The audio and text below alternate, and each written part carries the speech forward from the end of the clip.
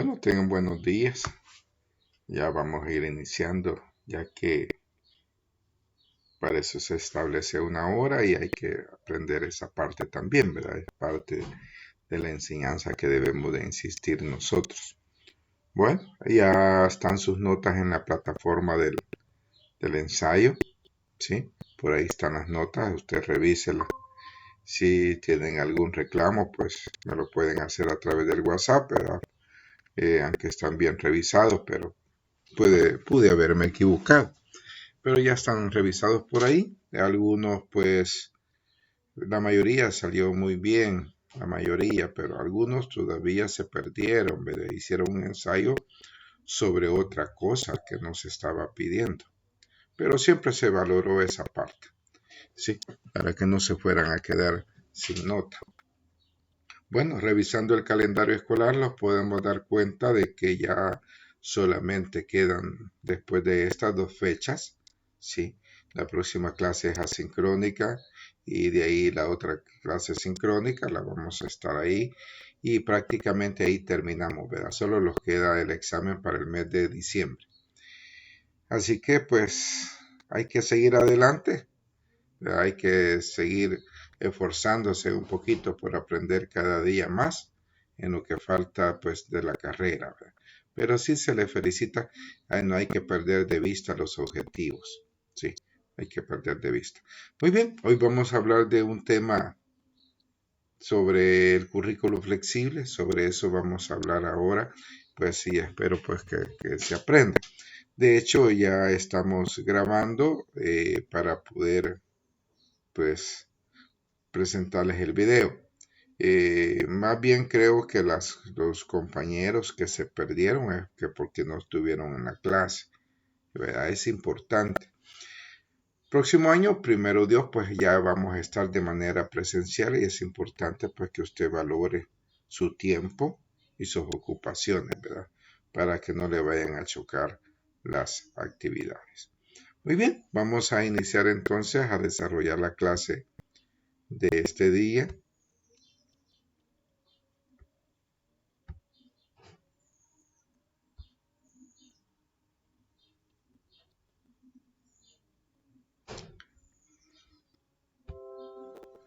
Por aquí ya tenemos pues listo lo que vamos a desarrollar. Muy bien, por ahí está la presentación.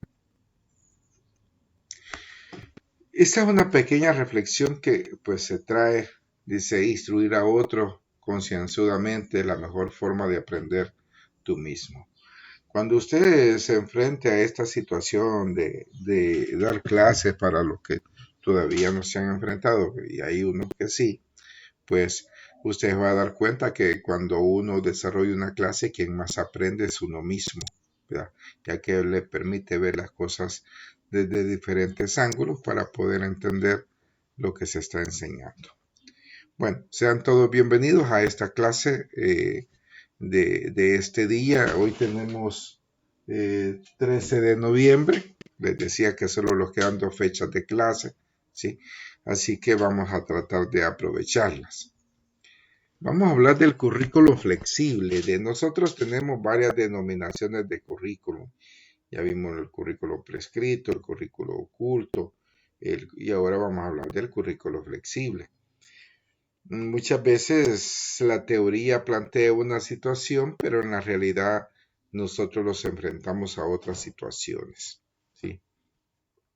Vamos a empezar con definir qué es un currículo flexible, ¿sí? Y es la capacidad institucional, oiga bien, institucional, de adaptar su quehacer a las necesidades de los estudiantes que requieren atención especial por su condición y adaptabilidad al contexto.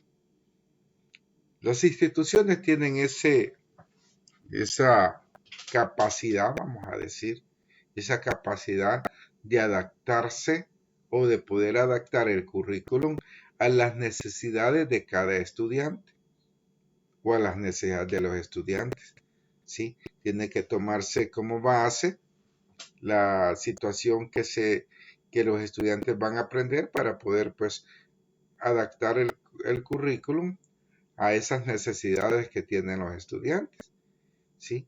Aunque sean estudiantes normales, siempre hay alguna necesidad que hay que cubrir y que se adapte este currículo al contexto, a las condiciones que estamos, ¿sí? Eso es bien importante. De hecho, ahí podía ver en el ensayo que hicieron, se puede ver pues cómo cada quien pues adaptó su ensayo al contexto que cada uno conoce. Cuando se habla un poquito de la evaluación, ¿verdad? La evaluación hay mucho que hablar de ella.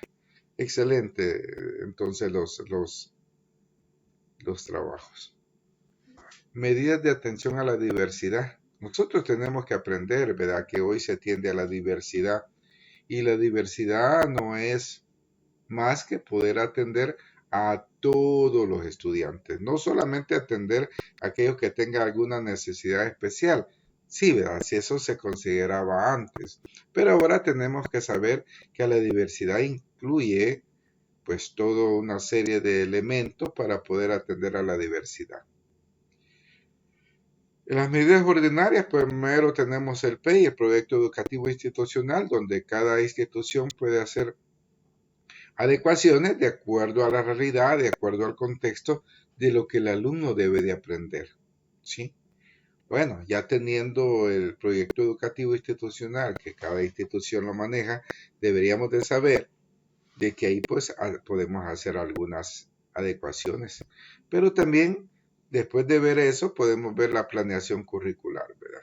Por eso es bien importante que se conozcan a los estudiantes que se van a tener.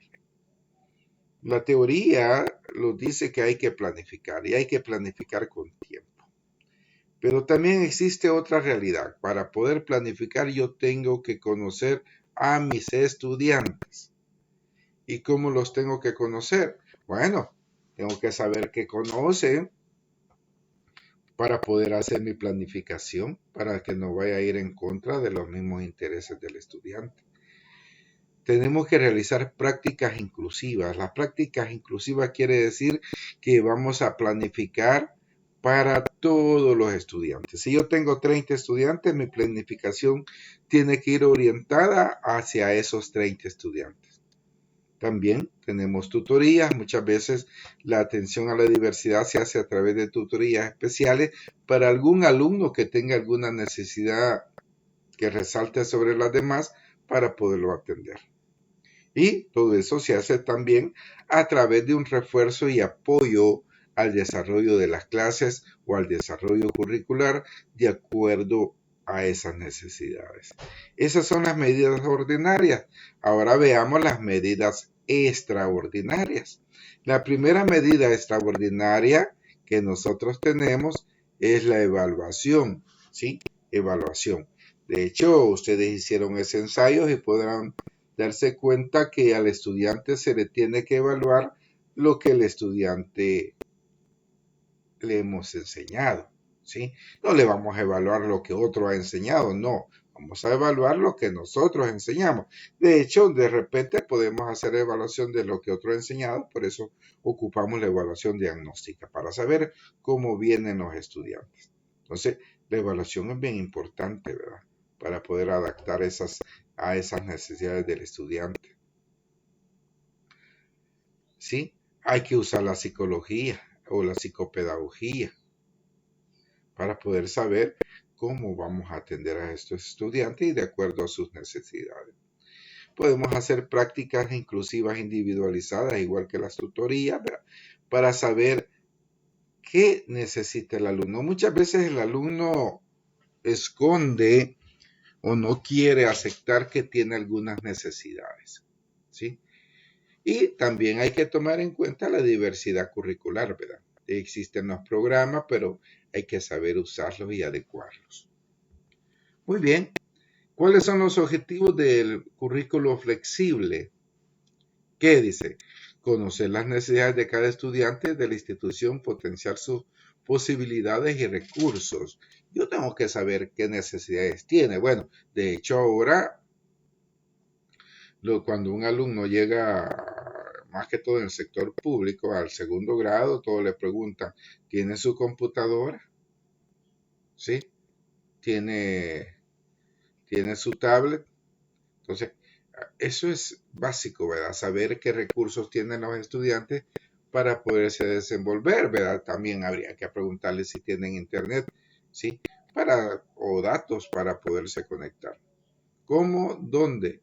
El consejo de profesores, la orientación profesional, ¿sí? El maestro tiene que saber qué va a dar, qué va a desarrollar, ¿sí? Y qué tipo de alumnos tiene, ¿sí? Para poderlos orientar, ¿verdad? ¿Para qué? Para la elaboración del proyecto educativo institucional, eso significa PEI, para su implementación del plan del área, para el desarrollo del plan del aula, para los planes de orientación y acompañamiento. Todo eso nos va a servir lo que es el para qué, ¿sí? ¿Qué vamos a enseñar? ¿Cómo lo vamos a enseñar? ¿En qué áreas hay que desenvolverse? Criterios generales para las prácticas inclusivas, ¿sí? Hacer una práctica inclusiva pues no es muy difícil, pero tampoco es fácil. Las prácticas inclusivas individuales han de ser una estrategia global muy flexible y dinámica que tenga en cuenta algunos criterios básicos tales como hacer una práctica inclusiva pues requiere que nosotros conozcamos que es una práctica inclusiva y también que veamos, que sepamos cómo se la vamos a desarrollar. ¿Qué criterios hay que tomar en cuenta? Bueno, el primero, partir siempre de una amplia y rigurosa evaluación del estudiante y del contexto, ¿sí? Hay que saber dónde estamos, muchas veces, o ubicarnos. Muchas veces cuando uno es joven, cuando uno es novel en la carrera, pues muchas veces se desconocen muchas cosas, aparte de la categoría que siempre se los ha dicho. O sea, nosotros primero tenemos que evaluar el contexto del estudiante, con quién vive, cómo vive, qué recursos tiene, qué recursos hay en el contexto, a qué distancia está la escuela, ¿sí? Todo eso hay que evaluarlo. Hay que tener siempre como referente el currículo ordinario y partir de él, ¿verdad? ¿Sí? Si es primer grado, si es segundo grado, si es tercer grado, ¿sí? Independientemente del grado que sea, tengo que saber quiénes son mis alumnos, qué necesidades presentan, ¿sí? También hay que buscar las adaptaciones que aparten al estudiante lo menos posible de los planteamientos comunes, ¿sí? Entonces yo tengo que ver que todos los estudiantes tengan los conocimientos básicos para estar en esa área. Y usted me podría preguntar, bueno, y si no los tiene, bueno, no los tiene, hay que reforzarlos, ¿verdad? Hay que orientarlos, porque de lo contrario, el alumno no va a aprender mucho, ¿sí? Porque necesita esa base. Características de una práctica inclusiva, ¿sí? La parte funcional, cuando estamos desarrollando la clase, esta clase tiene que ser real, ¿verdad? O realista, ¿sí? Tiene que desenvolverse de manera clara y precisa. Acuérdense que el conocimiento es científico y los programas, la área curricular están basados en el conocimiento científico. Entonces debe de ser real, ¿verdad? Clara y precisa. También tiene que ser singular, dice, para cada estudiante. Personaliza al estudiante y situación concreta. Tengo que conocer, por eso les decía que tengo que conocer muy bien a mis estudiantes, saber qué necesidades tienen. Y ese es uno de los problemas que tenemos con este sistema, ¿sí? Sincrónico o asincrónico que no los permite estar en contacto directamente con el estudiante para saber qué necesidades tiene. Cuando uno es docente, sabe reconocer las necesidades de los estudiantes con solo verlos, ¿sí? Ver cómo se desenvuelven, cómo actúan, cómo platican, cómo caminan. Eso lo dice mucho a nosotros. Otra característica que debe tener el currículo flexible es eso, flexible, que se puede modificar de acuerdo a las necesidades del educando y del contexto. También tiene que ser coherente, ¿sí?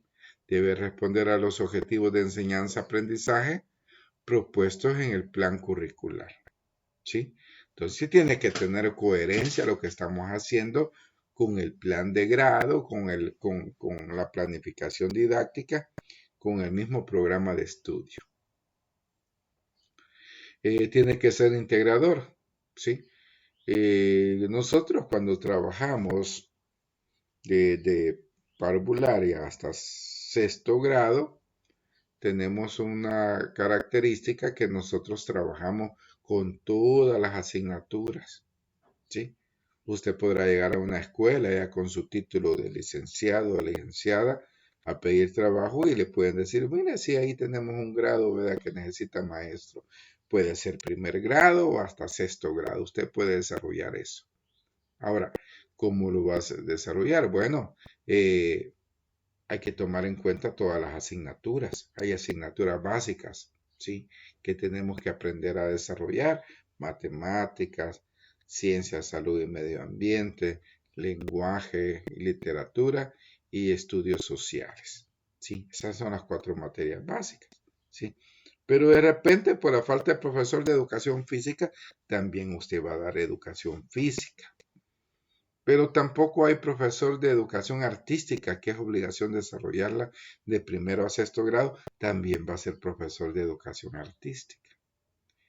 De música viene orientado con social, también va a desarrollar música, ¿sí? Entonces todo eso es importante que nosotros los conozcamos. Todas esas áreas del aprendizaje tenemos que aprender a dominarla en la parte básica. Acuérdese que estamos hablando de primero a sexto grado. Contextualizada. Bueno, teniendo en cuenta el entorno físico, escolar y social. Se debe contextualizar, ¿verdad? Sí, no les vamos a decir a los niños, bueno, saquen su computadora y a lo mejor los niños no tienen computadora. Bueno, niños, conéctense a internet y la escuela no tiene internet o la comunidad no tiene internet. Entonces son situaciones que nosotros las tenemos que aprender a contextualizar. Tiene que ser rigurosa, siguiendo una metodología científica, lo que les decía. El conocimiento, su base, lo tiene en el conocimiento empírico, que después se convierte en conocimiento científico, ¿sí? Entonces, debe de seguir una metodología científica. Lo que se enseña aquí, hasta la China, tiene que ser lo mismo, tiene que ser real, ¿sí? Participativa de todos los estamentos de la comunidad educativa, de todas las partes, ¿verdad?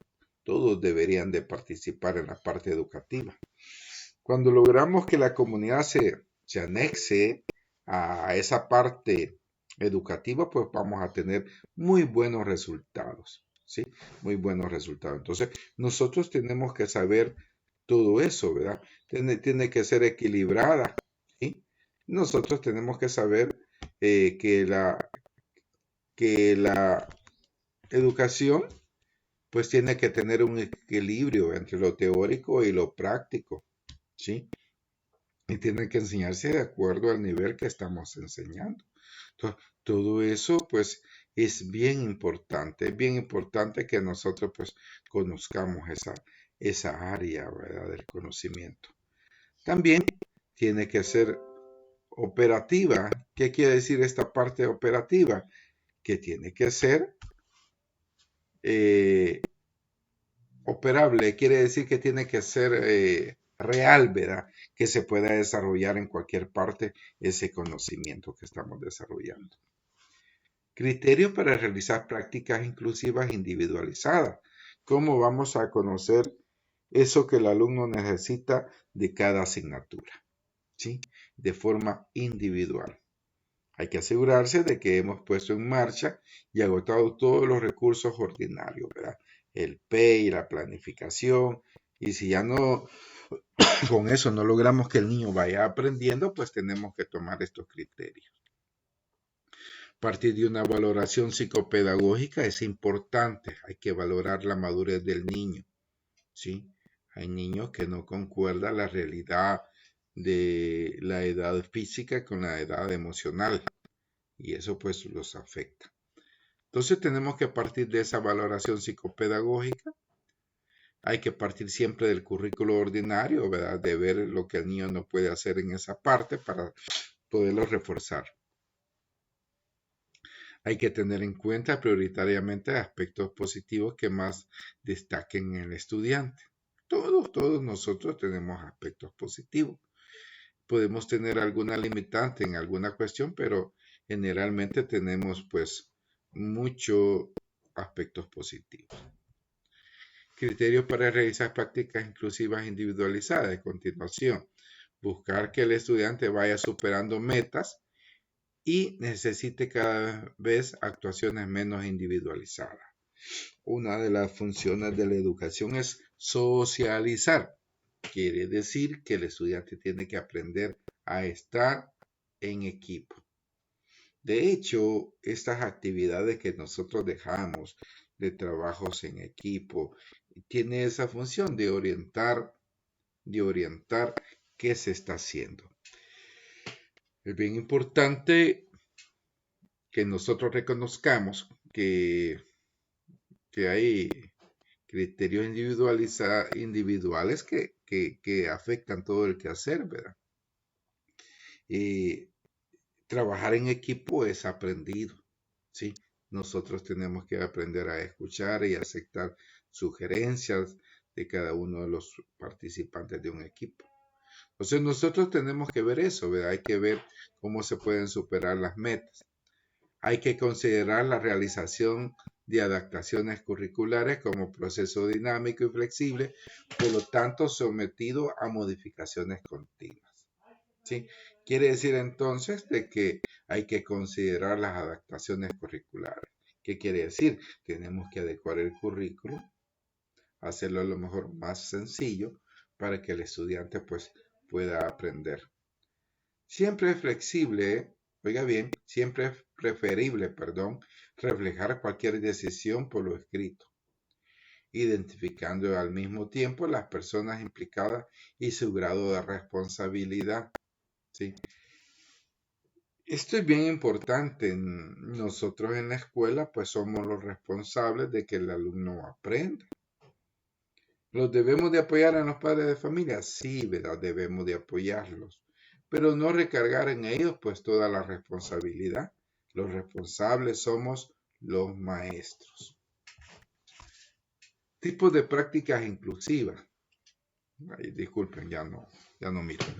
Tipos de prácticas inclusivas. Hay que hacer adaptaciones en los elementos de acceso al currículo. Hay que tratar de facilitar que el alumno, a través del lenguaje, a través de algunas prácticas, que el alumno pueda aprender. Hay que adaptar los elementos personales, que el niño esté bien sentado, hay que enseñarle cómo poner cuaderno, ¿sí? Hay que enseñarle cómo se usa, si tiene equipo, cómo se usa el equipo, ¿sí? Adaptación a los elementos materiales, ahí va, ¿verdad? La parte del equipo. Adaptaciones en los elementos curriculares básicos, ¿sí? Cómo vamos a presentar la asignatura al estudiante. Adaptaciones en el qué enseñar, ¿sí? Tenemos que hacer esas adaptaciones. ¿Cómo voy a enseñar? Hacer como los temas más fáciles, digeribles para los niños. Adaptaciones en el cómo enseñar. Adaptaciones de los espacios. Adaptaciones en el qué, cuándo y cómo enseñar. Entonces, la práctica inclusiva significa aún cómo voy a predisponer los pupitres, ¿sí? Y para poder ver y poder hacer que todos los estudiantes participen, ¿sí? Hay que hacer pues distintas actividades para que el estudiante tenga esa gama de oportunidades de poder aprender. ¿Qué son las prácticas inclusivas? Bueno, supone una estrategia didáctica dirigida a facilitar en la medida de lo posible que los estudiantes con dificultades se enfrenten en las mejores condiciones al aprendizaje del área. Implica un complejo proceso de toma de decisiones y el papel y la habilidad del docente en determinante para identificar las características y necesidades de los estudiantes y así ajustar las respuestas educativas al currículo oficial, a la realidad socioeducativa y las características individuales. Cuando nosotros vemos esta parte, pues es complicado tratar de entender cómo se les puede explicar a los estudiantes o cómo lo voy a hacer, ¿verdad? Nosotros tenemos que tener ahora, con tanta ley que existe, podemos dañar a un estudiante sin querer hacerlo, ¿sí? Bueno, por el momento tenemos la ley, la LEPINA, ¿verdad? Que ya pronto va a dejar de existir y va a comenzar una nueva ley que se llama Crecer Juntos. Entonces yo tengo que ver cómo el estudiante, pues le quiero llamar la atención al estudiante, muy bien, lo voy a hacer, ¿verdad? Y tengo que hacerlo con mucho tacto para que no se vaya a sentir mal. Y cuando nosotros estamos desarrollando la clase, podemos ver a los estudiantes, algunos que están poniendo mucha atención, y usted lo puede ver por la forma que están sentados, por la forma que están viendo en la pantalla o la pizarra, y pues ahí está el aprendizaje. Entonces, cuando uno ve que un alumno se me está durmiendo, ¿verdad? Se está durmiendo o se está distrayendo, platicando, porque no podemos estar, niño, niño, no podemos estar de esa manera, ¿sí? Primero no se ve bien, ¿verdad? Entonces, lo que hacemos es que veo todos los alumnos, ellos lo van a observar a usted también, ¿sí? Y veo los que están poniendo clase y le voy a llamar la atención y le voy a decir a alguien, bueno, fulano, ¿verdad? ¿Qué opina de tal cosa? Y el fulano va a responder porque estaba poniendo atención. Después le voy a preguntar al que no estaba poniendo atención. Y fulano, ¿y usted qué opina? Y oiga esto, va a repetir todo lo que el compañero dijo primero, ¿sí? ¿Y es malo eso? No, no es malo, es bueno. Al final logró captar a lo mejor a través del compañero o llamar la atención, ¿verdad? Porque ya me van a preguntar a mí, ¿verdad? Entonces, son las formas que nosotros podemos hacer, ¿verdad? Por eso la clase presencial nunca va a suplir las clases virtuales, ¿verdad? Ya que ese contacto, pues, permite saber qué está haciendo cada uno de ustedes. Por el momento yo veo, hay 7 participantes, ahí conmigo son 7 y son 6 alumnos. ¿Qué estará haciendo cada uno de ustedes? Algunos están poniendo mucha atención, pero a lo mejor lo que no puedo ver, ¿verdad? No sé qué están haciendo, ¿sí? Yo presupongo que todos están poniendo atención. Y ahora imagínense los que no están presentes, ¿sí? Entonces, esas son las limitantes que tiene este tipo de actividades. Entonces, las prácticas inclusivas tienen esa cualidad, ¿verdad? ¿Sí? ¿Sí? Dice, supone una estrategia didáctica dirigida a facilitar en la medida de lo posible que los estudiantes con dificultades se enfrenten en las mejores condiciones del aprendizaje del área. Hay que recordar que no todos los estudiantes son buenos para todas las asignaturas. Hay algunas que les gusta más, ¿sí? Y eso que les guste más va a depender de usted, cómo va a facilitar la clase o cómo va a motivar a sus estudiantes, ¿sí? De hecho, alguien decía por ahí que la evaluación hace que el estudiante pues se predisponga, se motive. Y es cierto. Cuando el estudiante sale bien, pues sale bien motivado, ¿verdad? Y pone más atención. Y cuando sale mal, se supone que también tiene que llamar la atención, ¿verdad? Que muchas veces no sucede. Implica un complejo proceso de toma de decisiones. El papel y la habilidad del docente es determinar para identificar las características y necesidades de sus estudiantes y ajustar la respuesta educativa al currículo oficial, al PEI, a la realidad socioeducativa y a las características individuales, ¿sí? Entonces, nosotros si queremos hacer una buena práctica inclusiva, tenemos que ver qué tipo de alumnos tengo, cómo les voy a enseñar, qué recursos tienen, en qué área tienen dificultades, ¿sí? Y en eso pues voy a ajustar mi planificación para ir reforzando esas actividades.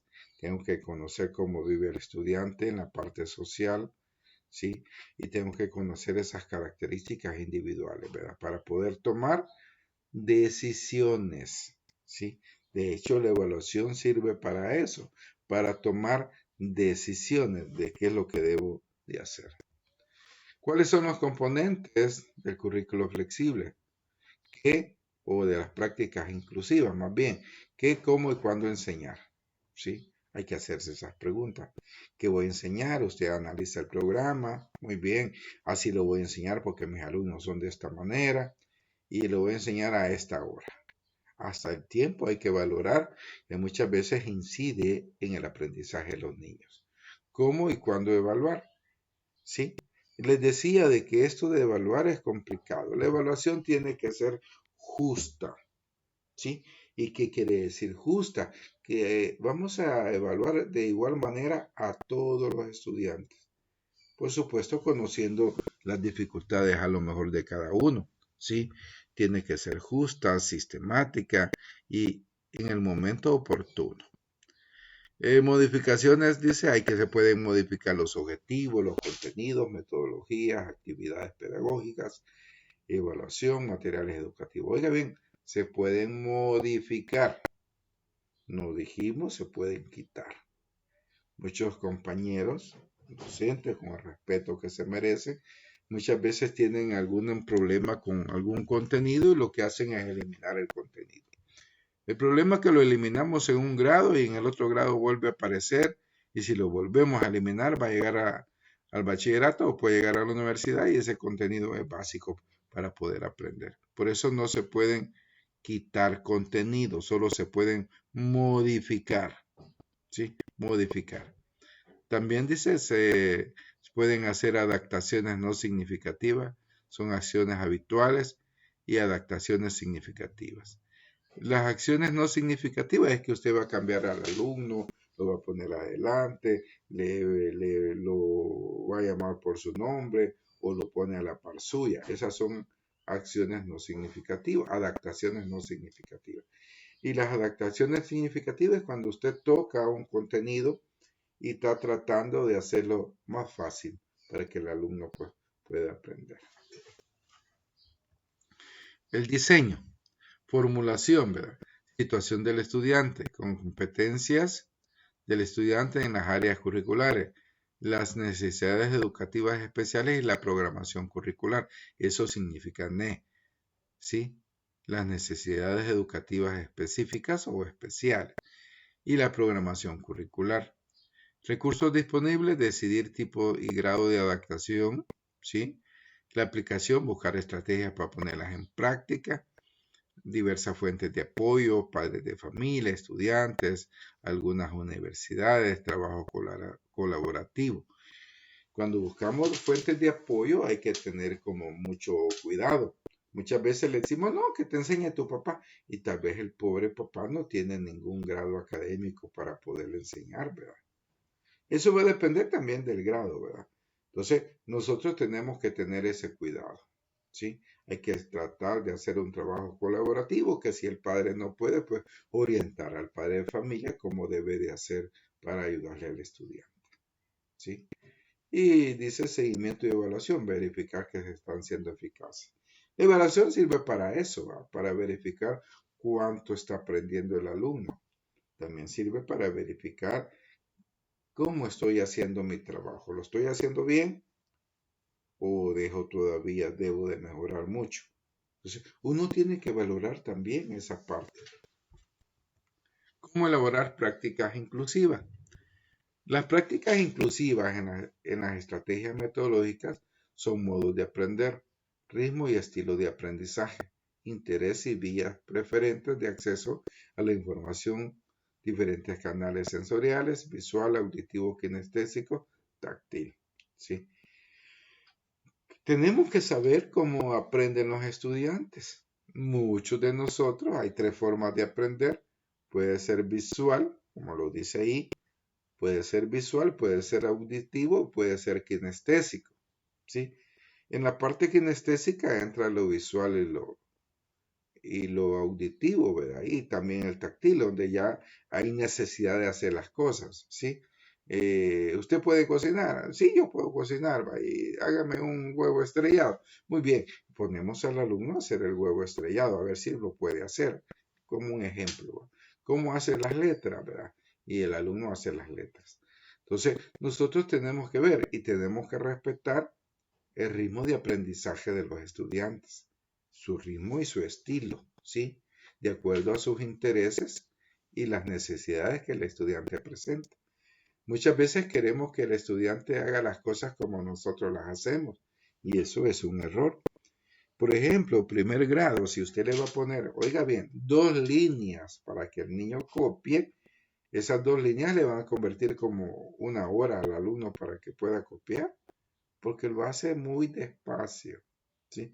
Ahora, si ya estamos en un grado más elevado, pues el alumno va a copiar más rápido. Entonces, es la forma que nosotros vamos a desarrollar las clases. Insisto, respetando el ritmo y estilos de aprendizaje. Estrategia para estudiantes con necesidades educativas especiales. A la escuela llega todo tipo de alumnos y algunos alumnos, necesitan educación especial. Pero el padre de familia insiste que quiere que se matricule en el aula regular. Pues está bien, ¿verdad? Hay que matricularlo, pero, ahí viene el pero, este niño tiene su propio ritmo y estilo de aprendizaje. Entonces nosotros tenemos que valorar eso. Entonces, ¿cómo vamos a hacer eso? Bueno, vamos a hacer actividades que estimulen la experiencia directa, la reflexión y la expresión, ¿verdad? Tenemos que trabajar con ese niño para que se vaya adaptando al grupo, para que se vaya adaptando a cómo trabajan la mayor parte de compañeros. Estrategias que favorezcan la ayuda y cooperación entre los alumnos. Los alumnos es bien importante y va a depender del nivel que estemos trabajando con los alumnos para saber cómo los pueden ayudar. En parvularia el niño es egocéntrico, ¿verdad? Igual que en primer grado. ¿Qué quiere decir? El alumno no quiere llevarse con nadie, solo quiere estar con él, ¿verdad? Con él mismo, ¿sí? Entonces hay que quitarle ese egocentrismo, hay que ayudarle. Entonces, después hay que ver las estrategias para centrar y mantener la atención del grupo, ¿sí? Como voy a decir, las clases entre el nivel sea más bajo, parvularia, primer grado, segundo grado, las clases tienen que ser muy dinámicas, ¿sí? Muy dinámicas, tenemos que llevar material. Ya lo he dicho más de alguna vez, hay material concreto, semiconcreto y abstracto, ¿sí? Nosotros vamos a ocupar el material en estos grados más bajos, material concreto. ¿Qué quiere decir? Que el alumno lo pueda ver, que el alumno lo pueda tocar, que el alumno pueda decir qué bonito, o pueda decir qué feo, qué rico, qué feo huele, cualquier cosa, ¿sí? También hay que proponer actividades que tengan distintos grados de exigencia, diferentes posibilidades de ejecución o de expresión. Hay que trabajar mucho con los estudiantes que tienen estas necesidades educativas especiales. ¿Se van a adaptar? Sí, se van a adaptar, pero va a costar, ¿sí? Va a costar. Entonces hay que incluirlos en los grupos, no hay que aislarlos, ¿verdad? No hay que darle un trato preferente, tenemos que tratarlos a todos por igual. Estrategias que favorecen la motivación y el aprendizaje significativo. De ahí está todo, en todos los niveles educativos. ¿De qué depende el aprendizaje? De la motivación. ¿Qué tan motivado está usted? ¿Sí? Y eso usted que ya está en la universidad. Ahora imagínense a un niño que le pongan una clase donde, como el licenciado Pineda, solo habla y habla, y el alumno a lo mejor no se va a motivar.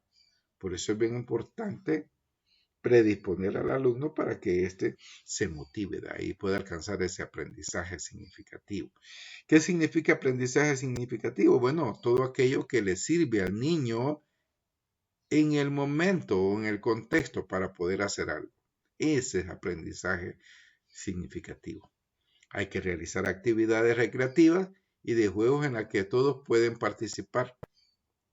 Esto es bien importante, ¿verdad? Incluir a todos los estudiantes. No podemos dejar a alguien de lado. Alguien que no, él no puede. No, vea, todos pueden, todos tienen la capacidad. Y si no puede, pues va a aprender. Hay que realizar actividades que estimulen el autocontrol y la regulación social, ¿sí? Entonces, el alumno tiene que aprender a manejar sus emociones, ese autocontrol, ¿verdad? ¿Sí? Y pues tiene que adaptarse a las condiciones del contexto, a las normas sociales que nosotros tenemos en cualquier lugar. Prácticas inclusivas con los materiales. Oiga bien, hasta los materiales tienen que ser inclusivos. tener claro las características de este y los objetivos que se quieren conseguir, ¿sí? ¿Qué quiere decir que sea inclusivo? Bueno, que todos puedan adquirir ese material, pues, ¿sí?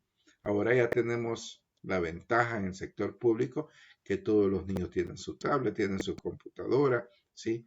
Ahora, muy bien, ¿verdad? Les vamos a enseñar, todos tienen eso, qué bien, ¿verdad? Les vamos a enseñar cómo utilizarlos. Los materiales escritos en relación a la presentación y contenido. La letra no debe ser muy pequeña. Los colores tienen que ser llamativos de acuerdo al nivel. Entre más bajo el nivel, los colores más llamativos. La letra tiene que ser de un tamaño que se pueda ver desde atrás, ¿verdad? Para que no solo los de adelante vean, todos tienen que ver, ¿verdad? Si es audio, pues que todos escuchen el audio. El material en un lugar fácil de acceso y explicar a los estudiantes su función y su utilidad, ¿sí? Hay que poner los materiales cerca de los estudiantes cuando estos los van a ocupar para que ellos vean su función y su utilidad. Eso es bien importante. Prácticas inclusivas en las evaluaciones. Antes de comenzar a leer, las evaluaciones pues son un poquito complicadas y va a depender del tipo de estudiante que yo tenga. En cierto momento pues tuve una alumna que tenía parálisis cerebral, ¿sí? Entonces su movilidad física le costaba, su gesticulación de palabras le costaba. Entonces tuve que idearme de hacerle los exámenes orales, ¿verdad? Sí, orales. Entonces, esas son prácticas inclusivas.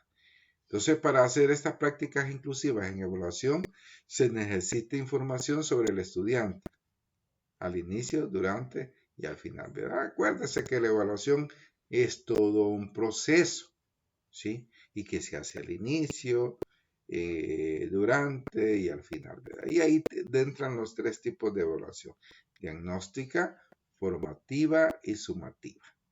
Entonces son los tres tipos de evaluación. La evaluación inicial o diagnóstica pretende recoger información acerca de las competencias curriculares, ritmo y estilo de aprendizaje, dificultades detectadas y los saberes previos. Cuando nosotros hablamos de los saberes previos, estamos hablando del constructivismo, ¿sí? Saberes previos. A ver qué sabe el alumno. Cuando el alumno llega a, acuérdese que esta evaluación es diagnóstica, que va a permitir saber qué sabe el alumno, no es una evaluación sumativa. Vamos a hacerla al inicio de cada contenido, de cada unidad, para saber qué es lo que el estudiante sabe. Bueno, niños, vamos a ver qué recuerdan de esto. Y estamos haciendo una evaluación diagnóstica, ¿sí? Entonces, eso nos va a servir para saber cómo el alumno ha aprendido, cuál es su ritmo, cuál es su estilo de aprendizaje, cuáles son sus dificultades y cuáles son los saberes previos que éste trae. La evaluación formativa debe de llevar un seguimiento de los progresos del estudiante y valorar cómo se está desarrollando el proceso de enseñanza. Entonces, nosotros vemos esta parte, ¿sí? Por eso les decía yo, vamos a iniciar a la hora justa porque la evaluación tiene que ser formativa. ¿Qué quiere decir? Se está formando a las personas. Cuando usted llegue a trabajar a una institución X, Y o Z, le van a decir, bueno, aquí la hora de entrada para los maestros es a las 6:45, ¿sí? De 6:45 a 7. ¿A qué hora va a llegar? A las 6:45 a 7. A esa hora va a llegar. No va a llegar a las 7:30. Es que como fíjate que yo vivo lejos. No interesa eso. Usted tiene que aprender a respetar, ¿verdad?, los horarios que va a tener en su trabajo, ¿sí? Y los horarios para los estudiantes son unos y para usted como profesor son otros, ¿sí? Entonces, nosotros tenemos que conocer todo eso para poder desenvolvernos como docentes. Entonces, los alumnos le dicen a uno, mire, vamos a hacer esta actividad y es de carácter formativo. No, ¿cuántos puntos me va a dar? No lleva puntos, solo es formativo. Pues no la voy a hacer. Hay que saber vender la idea, ¿verdad? Sí, hay que saber vender la idea. Entonces, hay que saber que al estudiante se le está formando en las distintas áreas del conocimiento. Y la que todos conocemos, la evaluación sumativa. Medir el grado de consecución alcanzado respecto a los objetivos y contenido. Hay que tomar decisiones relativas a la promoción, ¿sí? ¿Paso o no paso? Bueno, este año estaban todos los estudiantes de los distintos niveles educativos, especialmente tercer ciclo y bachillerato, con esperanzas de que viniera la evaluación, que solo entregaban 3 guías o 4 guías y ya pasaban. ¿Verdad? Pues se equivocaron porque no vino así. Hoy vamos a evaluar de la forma normal, ¿verdad? Si el alumno ha aprendido y vamos a hacer la evaluación sumativa. ¿Qué significa? Que se suman al final para saber si este niño aprobó o reprobó. Ahí viene la primera decisión. ¿Lo paso o no lo paso? ¿Sí? La evaluación hay que recordar que también refleja el quehacer docente. Según como yo haya calificado a mis estudiantes, eso que he calificado porque así lo he enseñado. ¿Sí? Por eso uno cuando de repente hace un examen y un alumno saca 10, dice, bueno, se está comprendiendo. ¿Sí? Se está comprendiendo. Y sacó 8, muy bien, ¿verdad? Hay que reforzar un poquito. Se sacó menos de 6 o de menos de 5, hay que reforzarlo, ¿verdad? Para que alcance las competencias básicas. Entonces, ahí están los 3 tipos de evaluación: inicial o diagnóstica, la formativa y la sumativa. Y la sumativa es la que más conocemos porque va orientada especialmente a la promoción del estudiante. ¿Podríamos hacer evaluaciones diferenciadas? Por supuesto que sí. Para esto hay que adecuar los tiempos, graduar las exigencias, la cantidad de contenido, apoyo al estudiante durante la realización de la evaluación. Cuando hablamos de necesidades educativas especiales, hay niños que tienen alguna dificultad y nosotros los tenemos que aprender a evaluar. Y usted me puede decir, mire, pero estamos regalando notas. No, no estamos regalando notas. El problema es que hay niños que solo podrán sacar hasta 6º grado y lo que más vamos a incluir o a incidir es en la parte social, que aprenda a convivir, ¿verdad? Que aprenda a hacer lo básico, ¿sí? Ahora, este estudiante sabemos que no va a llegar a la universidad, que no va a sacar su bachillerato por las limitantes que tiene. Entonces tenemos que aprender a hacer adecuaciones y conocer el tipo de estudiantes que tenemos. ¿Cuál es el procedimiento? Bueno, evaluación oral en sustitución al complementario o a la evaluación escrita. Lo que yo les decía, me tocó hacer evaluaciones orales. Difícil, ¿verdad? Difícil porque hay que hacerlo individualmente, con cada alumno, ¿sí? Y hay que ir registrando pues todo lo que el alumno dice. La evaluación simplificada, bueno, número menor de respuestas, introducir dibujos o esquemas para apoyar la comprensión. Hay que recordar que los alumnos en los primeros grados hacen la relación entre la letra o la palabra escrita con las imágenes, ¿sí? Hay una relación directa. Por eso usted dice, ¿en cuál va el niño de primer grado? En la de tomate, en la de gigante, porque va haciendo esa relación. Entonces podemos hacer eso para ayudar a los estudiantes a que entiendan o se les pone un ejemplo. Simplificar las instrucciones y verificar su comprensión, entregar cuestionarios de estudio, también lo podemos hacer. Les decía al inicio que tenemos el problema de que muchos estudiantes no leen, ¿sí? Y si leen, no tienen comprensión. Entonces hay que reforzar mucho la lectura, mucho, mucho. Realizar investigaciones, exposiciones, asociar los contenidos a situaciones funcionales, resolución de problemas vinculados a la experiencia laboral personal. Entonces, nosotros vamos a ir adaptando los contenidos a la realidad del contexto para que los alumnos puedan realizar o puedan desarrollar esas evaluaciones. Todas estas prácticas inclusivas deben ser medibles y observables, ¿verdad? Sí, lo que yo les decía.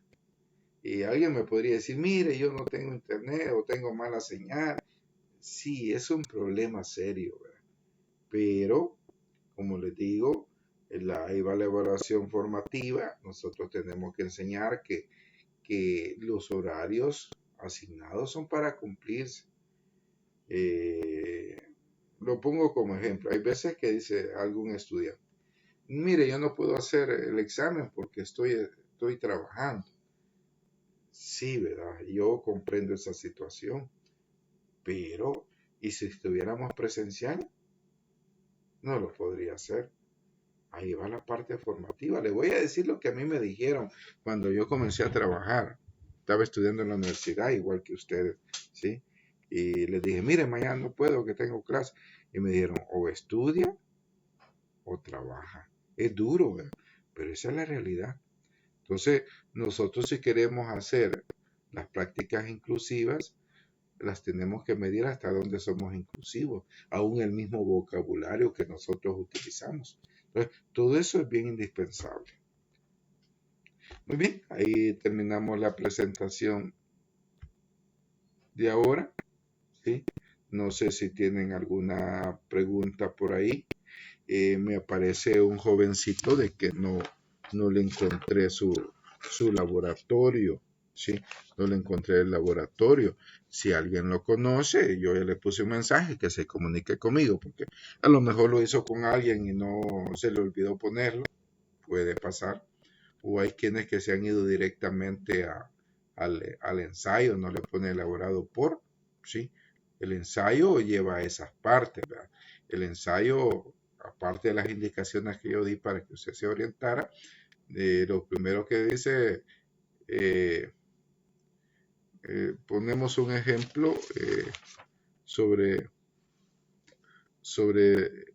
dice, en la parte de la evaluación, ¿sí? La evaluación. Y después que ponemos la evaluación, elaborado por, ¿sí? Y después comenzamos a escribir. Yo le pongo ahí introducción, desarrollo y todo eso, pero eso ya no va en el ensayo. Pero a algunos le he puesto que hay que respetar la estructura, ¿verdad? Y tampoco se pone bibliografía. Yo sé que ustedes lo hicieron de buena fe, los que lo han hecho, pero para que usted vaya mejorando esa situación. Bien, hay que hacer las prácticas inclusivas. La inclusividad no significa que vamos a tener niños que le falte un brazo, un ojo o estén en silla de ruedas. Es parte de la inclusividad, pero la inclusión significa planificar para todos. Si a mí me dan 20 niños, 30 niños en un grado, pues al final los tengo que promover a todos, pero lo tengo que promover porque los alumnos han aprendido. No se trata de promover a alguien que no haya aprendido. Por eso es bien importante involucrar, como se decía ahí, al padre de familia, involucrar a la comunidad, involucrar a la institución, para que todos hagamos el mejor esfuerzo y que nosotros seamos inclusivos. Vamos a tratar bien a alguien, excelente. Tratémoslo bien a todos, ¿sí? Porque todos tenemos el mismo derecho, ¿sí? Y todos tenemos capacidades. Lo que pasa es que algunas capacidades hay que aprender a desarrollarlas, ¿sí? Y hay que estimularlas. Por eso es importante estar motivando al alumno. Viera que estar con los chiquitines o estar con los jóvenes de bachillerato, cuando uno se enfrenta a esto, pues los jóvenes se le quedan viendo, ¿verdad? Y dice, me imagino yo que han de decir, ¿y sabrá el profesor lo que está diciendo? ¿Estará inventando? ¿O no sabe nada? ¿O cuánto sabe el profesor? ¿Verdad? Pues ahí queda el reto en ustedes para poder hacer y poder ser buenos maestros y maestras. Bueno, jóvenes, yo con esto termino. No sé si tienen alguna pregunta, pues con gusto. Próximo domingo, clase asincrónica. Solo vea la presentación. Vamos a tratar de subir siempre el video. Muchas veces se tiene problemas con los videos que no se logran, pues, desarrollar, ¿verdad? Pero ahí estamos. Bueno, buen día para todos. Y si usted por A o B motivo no está en clase, pues vea el video. Y si no está el video por hubieron problemas técnicos, pues pregúntele al compañero, ¿verdad? Sí, algunos se equivocan porque no le preguntan a nadie. Preguntar no es malo, al contrario, pues se refuerzan los conocimientos que no pudimos haber aprendido en su momento. ¿Preguntas, jóvenes? Para mí está todo claro, licenciado. Gracias, Natalie. Bueno, entonces los quedamos hasta aquí. Cuídense, por ahí anda un nuevo brote de COVID-19, ¿sí? Están aumentando las estadísticas, ya no es tan mortal, ¿verdad? Pero siempre le puede dañar su salud. Así que, de ser posible, siga usando su alcohol gel y su mascarilla. Bendiciones para todos, que Dios me los cuide. Gracias, licenciado. Gracias, Lick. Feliz día. Feliz día a todos. Bendiciones.